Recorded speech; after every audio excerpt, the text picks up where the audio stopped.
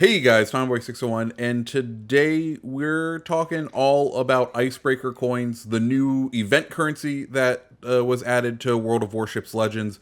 It's kind of a tricky one, and it's one that you're gonna have to kind of get your head around with. So that's what we're gonna be talking about today. Also, some point in this video, we will be giving away and putting up a free code, for a secret Santa crate. So some point in this video, keep your eye out for that. That will be if you go over to code redeemer at wowlegends.com, you can go ahead, or wowlegends.com/code redeemer. That's where you can get that. That'll be some point in the video. But let's get back to the topic at hand.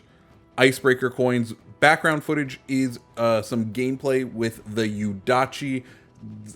We're going to talk about some strategies as far as earning these things, because it's going to cost you, and you definitely need to be thinking about how you're going to earn these if you want to maximize your returns. So first off, basic way of earning it. Each week there's going to be 2 sets of challenges within the missions and campaigns. They're going to be titled Facing a Legend and Making a Legend. Facing a Legend are challenges where you are playing a tier 7. They have to be completed in tier 7 ships, and Making a Legend must be completed in legendary tier ships. And I know what you're thinking, it's going to cost you a lot of money, and let me tell you, oh boy is it. Facing a Legend, you're going to be able to earn about 800 coins per week, and Making a Legend 600. So there's not an even earn, but all in all, that will give you about 1,400 a week from those 2 sources. Over the 6 weeks of this campaign, that means you're going to earn about 8,400 if you complete these 2. And it is going to be somewhat of a task and somewhat of a little bit of labor of love. Ooh, look at that hit on the Kuznetsov. That was a good hit. Anyways, back to what we were talking about. So that's one source of coins. The next source that you can get is once you earn the Massachusetts, which is the final ship in the campaign this time around from Admiralty backing, and the Yahagi, which is the halfway point ship. You will get additional challenges from those, which you can earn, totaling, if you were to buy out this week, like if you spent the money, completed the entire, I'm going to call it a battle pass because that's what it is, you would be able to get 5,000 from the Yahagi and 2,500 from the Massachusetts. Or if you're like me and you're going to complete the campaign just as it comes in the last week, you'll be able to earn about 3,000 in the last week, which, hey, I'll still take 3,000. Finally, within the campaign, there are 4 super secret Santa 2021 crates. And with those, you're guaranteed 250 of these coins. I'm wondering if they're going to give them away later, and then you're not going to get the 250 coins, and they're not really worth it anymore. Anyways, you can earn, because they give away 4 with the complete Admiralty backing, you can, in theory, get an additional 1,000. That brings up your total to 12,400, which isn't spectacular, keeping in mind that I think the Lenin's 25,000, if I recall correctly, which means you're going to see, if you want the Lenin, you are going to still have to buy some crates, and I think that means the cost of this is going to be well north of $100 for the Lenin. Or you could just, wait for it to be a little XP ship. Anyway, so the last way for you to earn Icebreaker coins for free is going to be through the ranked this season. If you get to rank 1, they're going to distribute Icebreaker coins throughout the ranks. But if you get to rank 1, there is 6,063 for you to earn. I don't get why they decided to add 63 in there, but hey, that would bring you up to about 18,400 for your total number of Icebreaker coins. So overall, that's how many you're kind of budgeting if you're a free to play player like me, even though you bought the Admiralty. You know what I mean? If you're not a whale, if you're not going out there and buying out the battle pass or the Admiralty backing, and you're not buying crates left, right, and center, you're probably looking at 18,400 as a total number of Icebreaker coins. So that's what you're looking at here are my tips, because for me, it's going to be about maximizing the weekly earn from the Facing a Legend and Making a Legend campaigns, Making a Legend and Facing a Legend challenges. So the way I plan on doing that is, one, you have to play, we're going to have to play a lot of premium ships in tier 7. It may not be fun. There may be regular tech tree tips that I'd probably prefer to play, but I think with the sheer volume of tier 7 games you're going to have to play to get through all of that, you're going to want the credit earn advantage that you get from the premium ships. Whoops.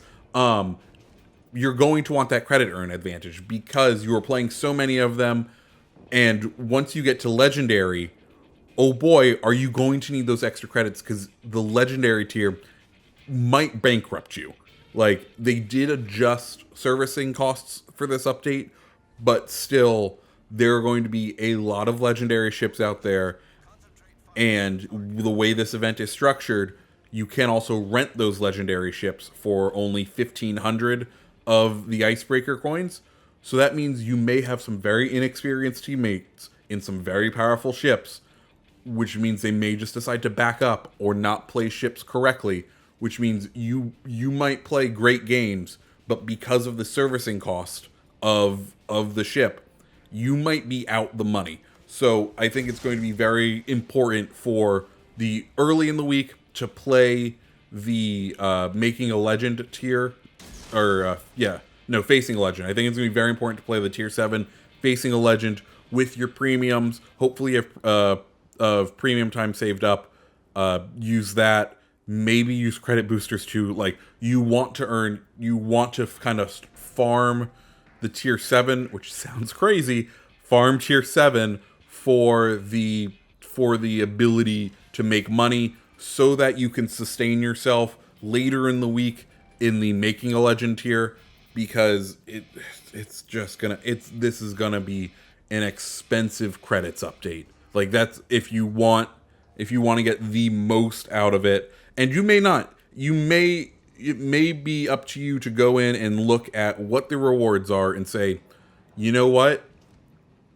All of the idiots are going to be playing legendary tier ships this update because they don't understand the economics of what this is going to do to their accounts. I only want the insignias. Maybe I want to rent this legendary ship because it looks interesting, and I want this and that's going to equal this number of credits. Okay, I'm only going to try to go and earn that many credits. And now you've made it far enough. If you've made it this far, we're going to go ahead and give away that free crate and that code. So if you want to redeem this code, you're going to go to www.com www.wowlegends.com/code redeemer, and the code for this video is going to be F2PNWNLAQ2. Once again, the code to get that free Secret Santa crate is going to be F2PNWNLAQ2.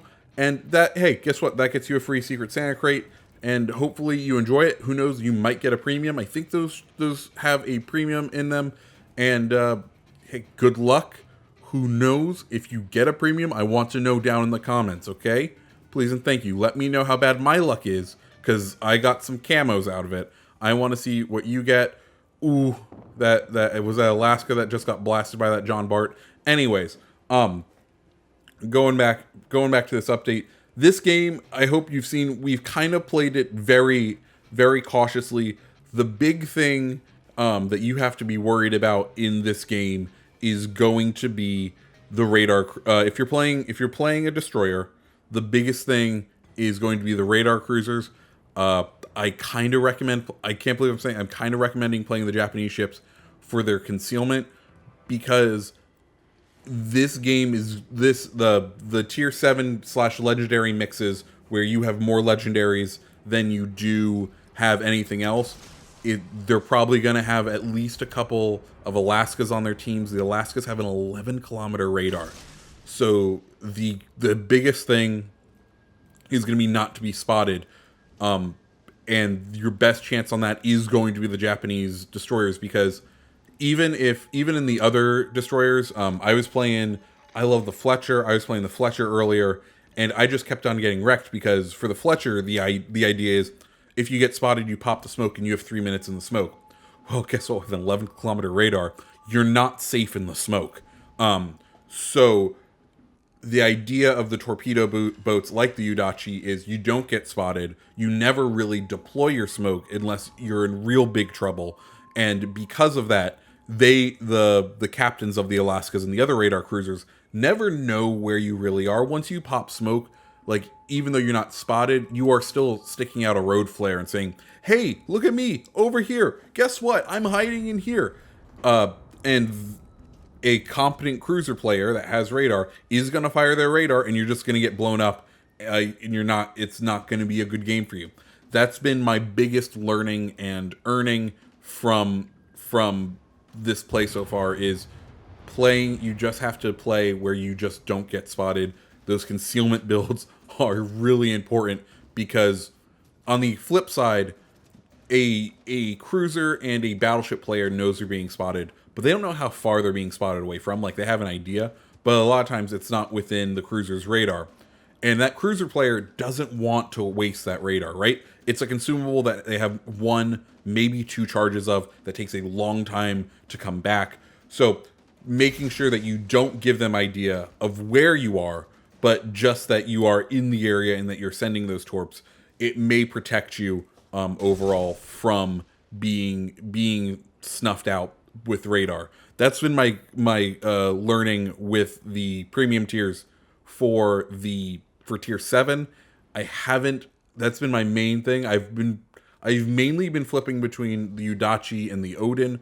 Those are kind of my 2 favorite. I don't have a John Bart, and I don't have like a Wichita. I kind of really wish I had the Wichita for this campaign, because I do like cruiser playing, but the ships that I'm rocking in tier 7, I'm sticking to the premiums, just because I think the tech tree ships, you're just going to end up, you're not going to lose money if you play well, but you are going to start to flirt with the idea of losing money overall, and you just don't want to do that. You need to boost those credits, boost your earnings while you're playing in the tier 7, so that you can afford the losses, like I said earlier, in the legendary tier.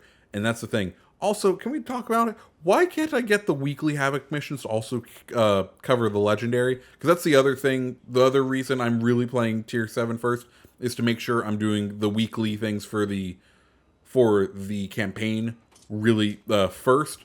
That way, I'm making sure that my money isn't going to waste. Here we go. We just got hit, and we're probably going to get detected soon. It's not going to be fun. But this game goes the full length, so yay us. We won by the skin of our teeth here. But hey, we got a good game of 164. I think we end up closer to 200, so I think we do get a torpedo or 2 off onto this battleship. Anyways, that you like prioritize what you need to do. I think, like I said, my priorities for this next update is going to be play tier 7 premiums. Well, first it's going to be play through my premiums to get my promotion orders, then just kind of stick to tier 7. Don't do a lot of tech tree leveling, don't do a lot of getting those ranked up as much as I'd like to. Get some more tier 7s, and I'm close on a couple of lines. I just don't think it's wise right now with how much of the player base is going to be there. And I feel like because you're not going to have your typical tier 7 players, you're going to have people on both sides who are inexperienced, who are rushing in, who are just trying to do these challenges. So play conservatively, play smart, but don't hide. Make plays. Like here, we didn't really hide this game. We did our job. We were a destroyer. And our battleships did their job, and we're ending the game at 196k damage, and we won. And that's really what counts. So yeah, guys, that's my tips on Icebreaker coins and my strategy for this update. What's your strategy? Let me know down in the comments below. My name's TommyBoy601. I hope you guys have a great rest of your day. Merry Christmas, happy Festivus. Hope you had a good Hanukkah, if that's what you're celebrating. Have a great holiday. Enjoy the new year. I hope you guys have a great rest of your day. See ya.